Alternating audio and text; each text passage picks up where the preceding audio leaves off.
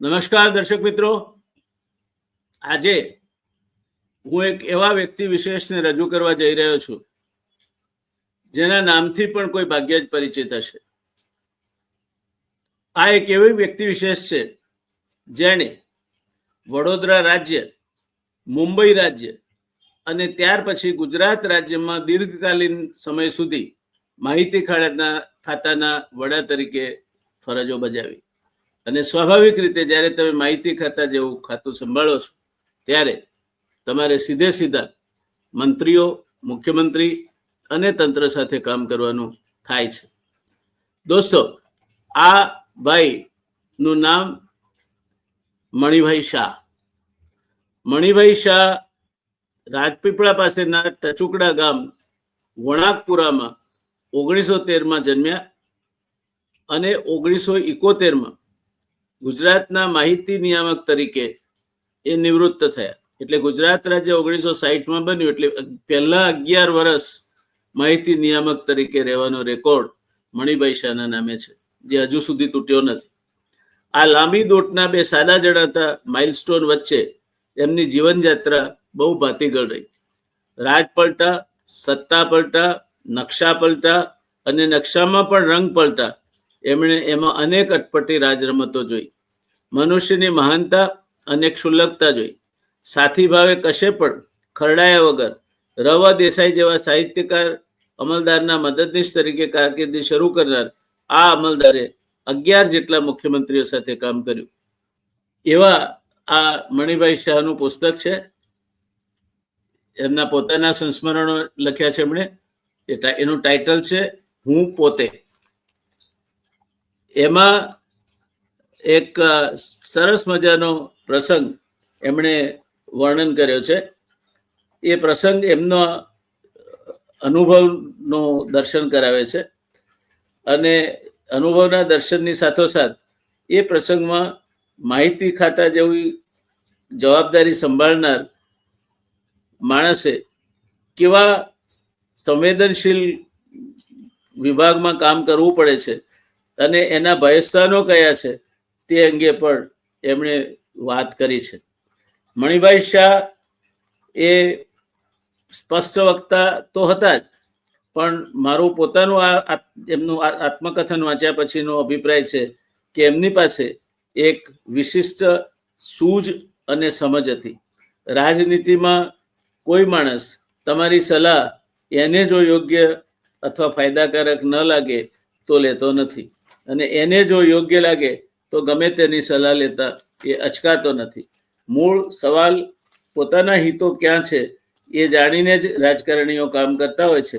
એટલે મણિભાઈ શાહ 11 મુખ્યમંત્રીઓ સાથે કામ કરી શક્યા એ એમના માટેનું એક મોટામાં મોટું મારા મત પ્રમાણે પ્રમાણપત્ર ગણી શકાય. મુંબઈ રાજ્યના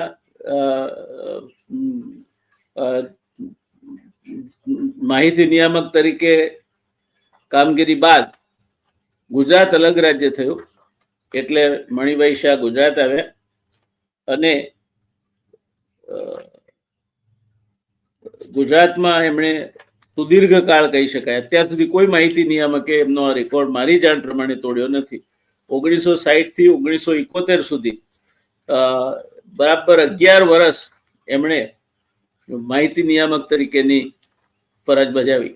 એ કદાચ એથી પણ લાંબુ સમય રહી શક્યા હોત, પણ પોતાના સ્વમાનના ભોગે કશું જ નહીં સ્વીકારવાની એમની વૃત્તિને કારણે એ શરતી એક્સટેન્શન એમણે ન સ્વીકાર્યું અને તત્કાલીન ગવર્નર શ્રીમન્નારાયણના પ્રેજ્યુડિસ અથવા પૂર્વગ્રહોને કારણે એમનું એક્સટેન્શન અટવાઈ ગયું. નહીં તો કદાચ એમણે આ જે વિક્રમ સ્થાપ્યો છે એના કરતાં પણ લાંબો સમય સુધી ગુજરાત રાજ્યના માહિતી નિયામક તરીકે રહેવાનો વિક્રમ પોતાના નામે કર્યો હતો. એ જે કંઈ લખે છે તે પોતાને યોગ્ય લાગ્યું તો લખે છે, અને પોતાને નહીં લાગે યોગ્ય તેમાં સ્પષ્ટપણે પોતાનો અભિપ્રાય જુદો હશે તે બતાવતા જરા પણ ન ખચકાય. એનું નામ મણિભાઈ શાહ. ગુજરાતના 4 મુખ્યમંત્રીઓ સાથે સીધું કામ કરવાનો લાવો મને પણ મળ્યો છે અને ત્યાર પછી બીજી બાજુથી એટલે કે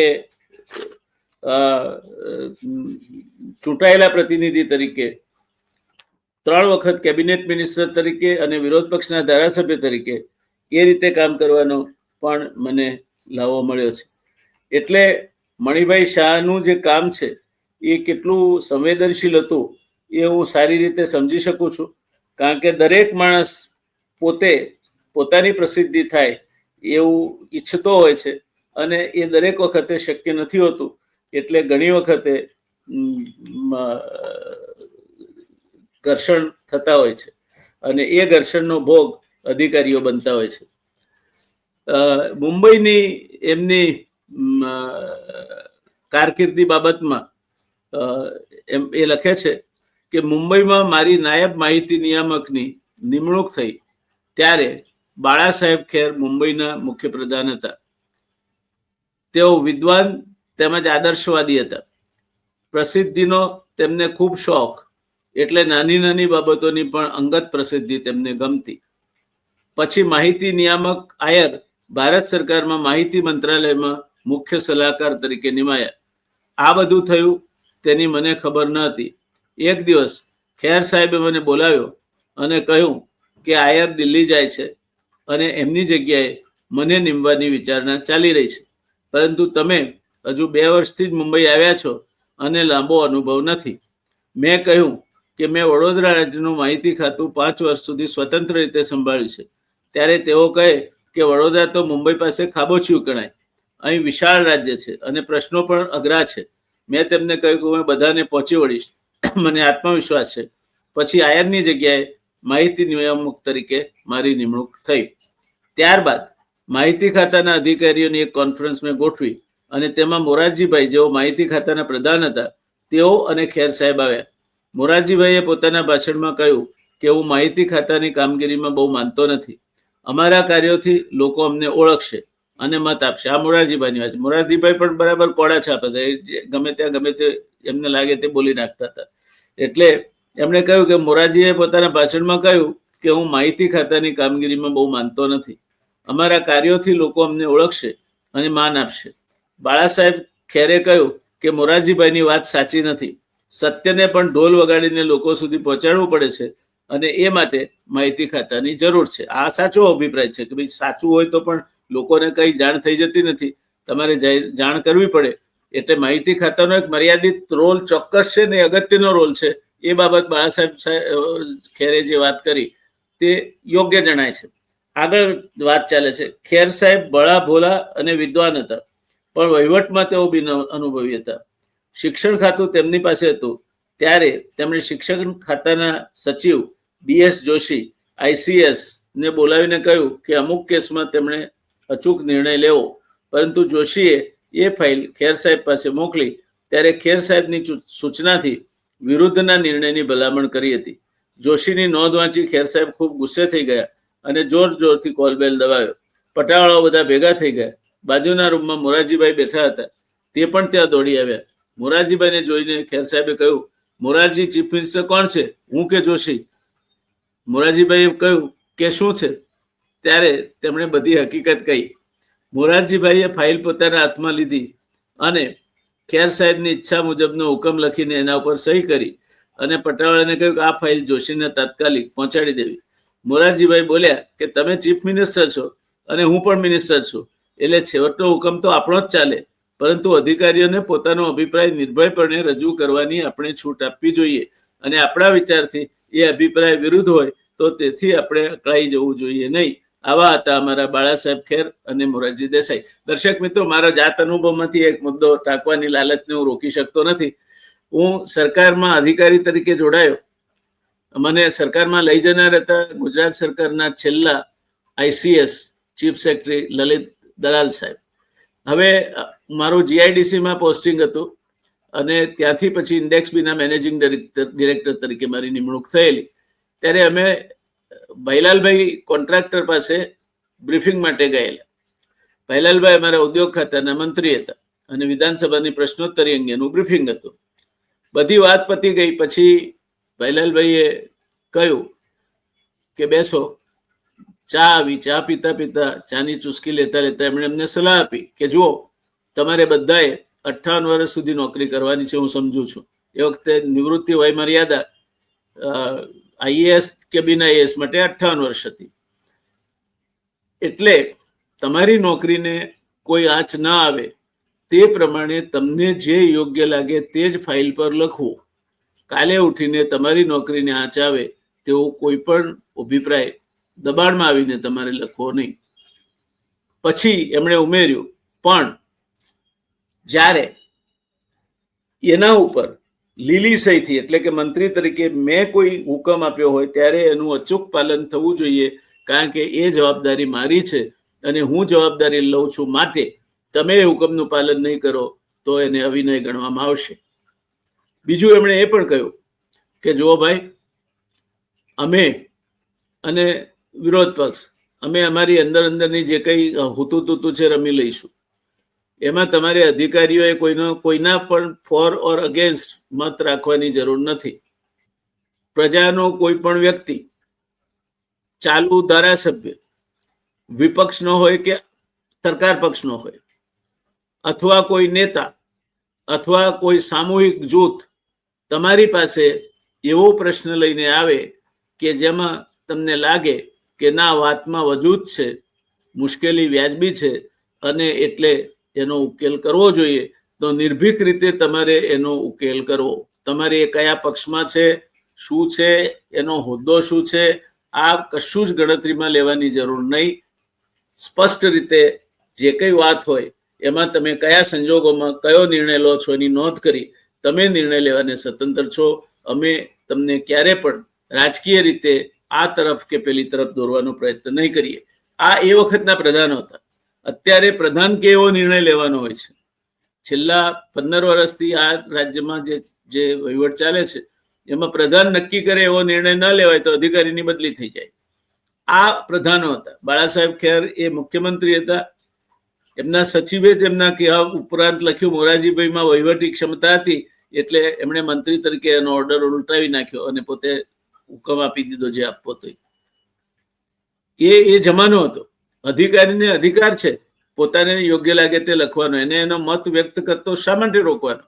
તમને જો તાર્કિક રીતે ખબર છે કે તમે જે નિર્ણય લેવા માંગો છો એ સાચો છે, તમારા મતે સાચો છે, તાર્કિક રીતે સાચો છે અને પ્રજાની વાત વ્યાજબી છે, તો એને ઓવરરૂલ કરીને તમે લખી નાખો ને કે ભાઈ આ બધું વાંચ્યા પછી પણ મને લાગે છે કે કરીને તમે તમારો અભિપ્રાય ટપકાવો અને આ ઉપરોક્ત સંયોગોમાં સચિવશ્રીને આદેશ કરવામાં આવે છે કે આ પ્રમાણે કાર્યવાહી આગળ વધારીએ, થશે. મેં પણ આ રીતે ઘણા બધા સચિવોના હુકમોને ઓવરરૂલ કર્યા છે અને અધિકારી તરીકે ક્યારેક મારી વાતો પણ માન્ય ન રહી હોય એવું બન્યું છે. એટલે મણિભાઈ આ જે વાત કહી, જે દાખલો આપ્યો ખૂબ અગત્યનો છે. મંત્રી અધિકારીને કે એ યોગ્ય જ નથી. અધિકારીને જે યોગ્ય લાગે તે ગુણદોષ અનુસાર તપાસ કરીને મૂકે અને એના ઉપર જો મંત્રીને લાગતું હોય કે તાર્કિક કારણોસર અધિકારીએ જે ભલામણ કરી છે તેના કરતા પોતે જુદો નિર્ણય લેવા માંગે છે તો લેવાને સ્વતંત્ર છે. એને અધિકાર છે અધિકારીને ઓવરરૂલ કરવાનો. એ પછી અધિકારી કઈ નખરા કરે તો એ ગેરશિસ્ત ગણી શકાય, એ યોગ્ય નથી. તકલીફ ત્યાં છે કે આજે આપણે એવા મંત્રીઓ મેળવતા થયા છીએ કે જેમને વહીવટી તંત્રમાં કક્કો બારાખડી સમજ પડતી નથી. અધિકારીઓ મૂકે તે પ્રમાણે જ એમણે દોરાવાનું હોય છે. એટલે ક્યારેક આ બાળાસાહેબ ખેરની માફક ગુસ્સે થઈ જાય અને ગુસ્સે થઈને પોતાનું કરવા ધારેલું કામ ના થતું હોય એટલે અધિકારીની બદલી કરાવી નાખે અથવા તો બખાડા કાઢે. આ પણ યોગ્ય નથી. અધિકારી અને મંત્રી બે વચ્ચે તાલમેલ હોવો જ જોઈએ, સમજદારી હોવી જોઈએ. અધિકારીને પણ એટલી હેલ્ધી એટલે કે આરોગ્યપ્રદ રિસ્પેક્ટ એટલે માન પોતાના મંત્રી માટે હોવું જોઈએ કે મારા મંત્રી સક્ષમ છે, એ જાણે છે શું હુકમ આપે છે અને મારું કામ છે મારી વાત વ્યક્ત કરવાનું, મારા મત પ્રમાણે જે થાય તે મેં વ્યક્ત કર્યું. એ પછી મંત્રી જે હુકમ આપે એ તાર્કિક કારણોસર આપે તો એની જવાબદારી રહેશે. તમારે પછી એનો અમલ કરવા સિવાય બીજું કંઈ કરવાનું હોતું નથી. એટલે અત્યારે જે ચાલે છે એ આવશે આવી આગાહી આજથી 30-40 વર્ષ પહેલા માર્ક ટલી નામનો BBC નો પત્રકાર જે દિલ્હી સ્થિત હતો એણે કરી હતી. એણે એક પુસ્તક લખ્યું છે ફ્રોમ રાજ ટુ રાજીવ. એ પુસ્તકમાં એક પ્રકરણ છે નેતા બાબુ રાજ. એમાં એણે એવું લખ્યું છે કે હવે પછીના નેતાઓ એવા આવશે કે જે પૂરતી ક્ષમતા અથવા જ્ઞાન નહીં ધરાવતા હોય, પૂરતું શિક્ષણ નહીં ધરાવતા હોય, અને એટલે એમણે કરપ્શન કરવું હશે તો પણ, એટલે કે લાંચ રૂશ્વત કરવી હશે તો પણ પોતાના સાથેના અધિકારીને સાથે રાખીને જ કરવી પડશે, જેથી એ કયા પ્રમાણેની દરખાસ્ત બનાવે અને એમાં પોતાની ભાગ બટાઈ જે કરવાની હોય તે રાખી લે. આજે ગોર ગાંધીનું સહિયારું જે ચાલ્યું છે, આ વાત માર્ક તલીએ પોતાના પુસ્તક ફ્રોમ રાજ ટુ રાજીવમાં એક ચેપ્ટરમાં એક્ઝેક્ટલી આ જ વાત કહી છે કે આ પ્રકારનો જમાનો આવશે. રામચંદ્ર કહે ગયે સિયા સે ऐसा कलयुग आएगा, હંસ ચૂકેગા દાના પાની, કૌવા મોતી ખાએગા. આજે એ થઈ રહ્યું છે. અને જે મણિભાઈએ એ વખતે જોયું, અનુભવ્યું, એ મોરારજીભાઈ દેસાઈએ જે કર્યું, એવા મંત્રીઓ અત્યારે નથી. અધિકારીઓ છે, કારણ કે અધિકારીઓ કેળવાયેલા છે, સ્પર્ધાત્મક પરીક્ષામાંથી આવે છે, જુદા જુદા ખાતામાં ફરીને આવે છે, અનુભવી છે, અને એમને પણ પૈસા બનાવવાની ભૂખ જાગી છે.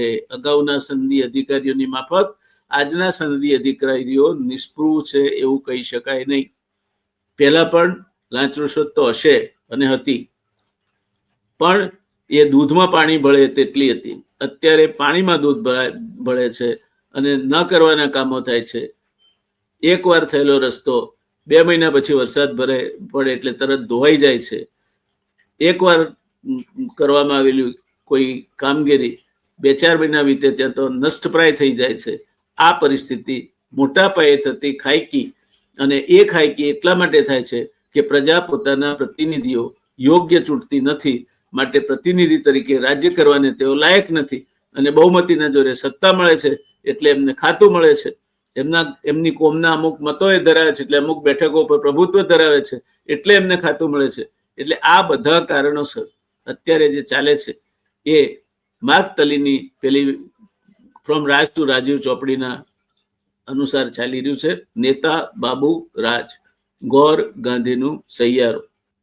હવે મણિભાઈ એવું કે છે કે સને 1951માં બાળા સાહેબ નિવૃત્ત થયા અને લંડનમાં ભારતના હાઈ કમિશનર તરીકે નિમાયા. મુખ્યપ્રધાન તરીકે મોરારજીભાઈ દેસાઈ આવ્યા અને 1951ની ચૂંટણીમાં કોઈ ભેદી કારણને લઈને મોરારજીભાઈ વલસાડમાં ચૂંટણી હારી ગયા. ભેદી કારણને લઈને શું, પોતાના વધુ પડતા આત્મવિશ્વાસમાં 800 મતથી હારી ગયા હતા. પરંતુ જવાહરલાલ નહેરુના આગ્રહથી તેમને મુંબઈના મુખ્યપ્રધાન નીમવામાં આવ્યા.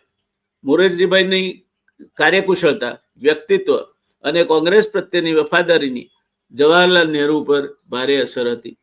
મોરારજીભાઈ સ્વભાવે કડક, બોલવામાં પણ થોડા કડવા, કાર્યક્ષમતા, પ્રમાણિકતા અને શિસ્તપાલનના ખૂબ આગ્રહી હતા. દારૂ પીનારાઓ અને ચારિત્રહીન લોકોને તેઓ હંમેશા દૂર રાખતા. એમના આદર્શો અને આગ્રહો પ્રમાણે જે કોઈ વર્તે તે એમનો વિશ્વાસ જીતી શકે. શરૂઆતના નાયબ માહિતી નિયામકના મારા 2 વર્ષ દરમિયાન એમણે મારી અનેક રીતે ચકાસણી કરી જોયેલી. તેમાંથી તેમને સારો અભિપ્રાય બંધાયો છે, એટલે મારા પર તેઓ ખુશ રહેતા. અને માહિતી ખાતા ઉપરાંત બીજા વધારાના કામો હું માહિતી નિયામક થયો ત્યારથી તેમણે મને સોંપવા માંડ્યા હતા. માહિતી નિયામક તરીકેની મારી નિમણૂક અંગે પણ તેમણે મને વાત નહીં કરેલી. જો કેટલી કાળજી રાખે છે મોરારજીભાઈ દેસાઈ. પરંતુ દિલ્હીથી આયરની નિમણૂકનો જે પત્ર આવ્યો હતો તેના ઉપર જ એમણે આયરની જગ્યાએ મને મૂકવાની નોંધ કરી ખેર સાહેબ પાસે મને મોકલ્યો હતો. એ ઉપરથી જ ખેર સાહેબે આ અંગે મારી સાથે વાતચીત કરી હતી. 11 મુખ્યમંત્રીઓ સાથે કામ કર્યું, પરંતુ મોરારજીભાઈ સાથે જે 7 વર્ષ કામ કર્યું તે વર્ષો ઘણા યાદગાર અને આનંદમય હતા. એક તો રંગીલું મુંબઈ શહેર અને વિશાળ મુંબઈ રાજ, બીજું લોખંડી અને કાર્યકુશળ મુખ્યપ્રધાન, અને ત્રીજું મોરારજીભાઈનો મારામાં સંપૂર્ણ વિશ્વાસ. મોરારજીભાઈ 1956માં ભારત સરકારમાં વેપાર ઉદ્યોગના પ્રધાન તરીકે ગયા. તે વખતે મુંબઈના મુખ્યપ્રધાન પદ માટે 4 ઉમેદવારો હતા. એક યશવંતરાવ ચૌહાણ, બીજા સદોબા પાટીલ, બાંધકામ ખાતાના પ્રધાન બાળા સાહેબ દેસાઈ અને ભાઉસાહેબ હિરે. સદોબા પાટીલ દરરોજ શીતલબાગમાં કે જ્યાં અમે રહેતા હતા ત્યાં આવે, કારણ કે તેમની પ્રેમિકા અમે જે ફ્લેટમાં રહેતા હતા તેની ઉપરના ફ્લેટમાં રહેતી હતી. અવારનવાર તેઓ શીતલબાગના કમ્પાઉન્ડમાં મળી જાય અને વાત કરે. એક દિવસ મને કહે કે મોરારજીભાઈને તું સમજાવ કે તેમની જગ્યાએ મને મૂકશે તો ગુજરાતીઓની હું વધારે સારી કાળજી રાખી શકીશ. મેં મોરારજીભાઈને વાત કરી, પરંતુ તેમને સદોબા માટે સારો અભિપ્રાય નહોતો અને તેથી તેમને ગળે આ વાત ઉતરી નહીં. પ્રધાનમંડળમાંના બાંધકામ ખાતાના પ્રધાન શ્રી બાળાસાહેબ દેસાઈ પણ મહારાષ્ટ્રના એક વગવાળા નેતા હતા. તેમને વિશે પણ મેં મોરારજીભાઈને વાત કરી, પરંતુ એ વાત પણ એમને ગમી નહીં. મોરારજીભાઈ યશવંતરાવ પર મદાર રાખીને બેઠા હતા કે તેમને વફાદાર રહેશે અને ન્યાયપૂર્વક વહીવટ ચલાવશે, પરંતુ વફાદારીની બાબતમાં તો મોરારજીભાઈની માન્યતા સાવ જ ખોટી પડી અને મોરારજીભાઈની અનિચ્છા હોવા છતાં યશવંતરાવની દ્રઢ ઈચ્છાને કારણે નહેરુ અને ડેબરભાઈ સાથે મળીને તેમણે મુંબઈના ભાગલાનું નક્કી કર્યું. પછી જ તેમણે તેની મોરારજીભાઈને વાત કરી. ભાગલા પછી કેટલીક એવી સભાઓ થઈ જેમાં એવું કહેવામાં આવ્યું કે મહારાષ્ટ્રને રાજકીય સ્વતંત્રતા સાંપડી છે, પરંતુ આર્થિક સ્વતંત્રતા મળી નથી અને તે માટે પ્રયત્નો કરવા જોઈએ.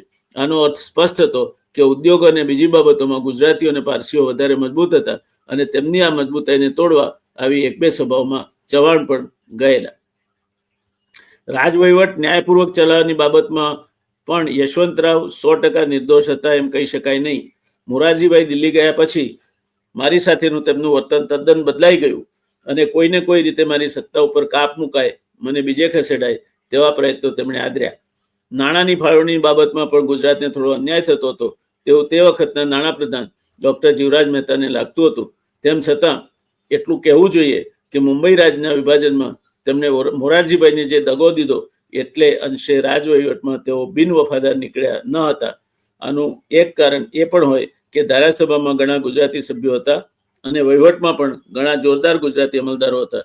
યશવંતરાવ સ્વભાવે મીઠા બોલા, પરંતુ પોતાના મનની વાત કોઈને કળવા દે નહીં. મોરારજીભાઈના તેઓ ખૂબ પ્રશંસા કરતા, ગુજરાતીઓ સાથે સારો વર્તાવ રાખતા, પરંતુ તેમના કાર્યો અને વિચારો બંને જુદા હતા. સને 1960માં ગુજરાતનું વિભાજન થયું અને ડોક્ટર જીવરાજ મહેતા મુખ્યપ્રધાન બન્યા. તેમણે નવા સ્થપાયેલા ગુજરાત રાજ્યની ઝડપી કૂચ આદરી અને જોતજોતામાં ગુજરાત રાજ્યનો વહીવટ જાણે વર્ષોથી ચાલતો હોય તેવો સરળ રીતે ગોઠવાઈ ગયો. મુંબઈ રાજ્ય એના પહેલા બે મુખ્યપ્રધાનો બાળાસાહેબ ખેર અને મોરારજીભાઈ દેસાઈ 7 વર્ષ માટે રહ્યા. ત્યાર પછી 1956માં એ દિલ્હી ગયા. વેપાર ઉદ્યોગ ખાતું એમના ફાળે આવ્યું અને ત્યારબાદ મોરારજીભાઈના અનુગામી તરીકે યશવંતરાવ ચવાણ આવ્યા. એમણે એમને મોટો દગો દીધો અને રાજકારણમાં આ બનતું આવ્યું છે જેના ઉપર તમે વિશ્વાસ રાખો એ તમને ક્યારેક અણધારી રીતે દગો દઈ જતા હોય છે. એટલે ગુજરાતીમાં કહેવત પડી છે, ભરોસાની ભેંસે પાડો જણ્યો. મોરારજીભાઈની ભરોસાની ભેંસ યશવંતરાવ ચવાણે બિનવફાદારીનો પાડો જણ્યો એમ કહેવામાં જરાય અતિશયોક્તિ નથી. તો બસ આ એપિસોડમાં આટલું જ. તમારા દોસ્ત જયનારાયણ વ્યાસને આજ્ઞા આપશો. મળીશું વળી એક નવી વાત સાથે, વળી એક નવા એપિસોડ સાથે આવનાર સમયમાં. ધન્યવાદ.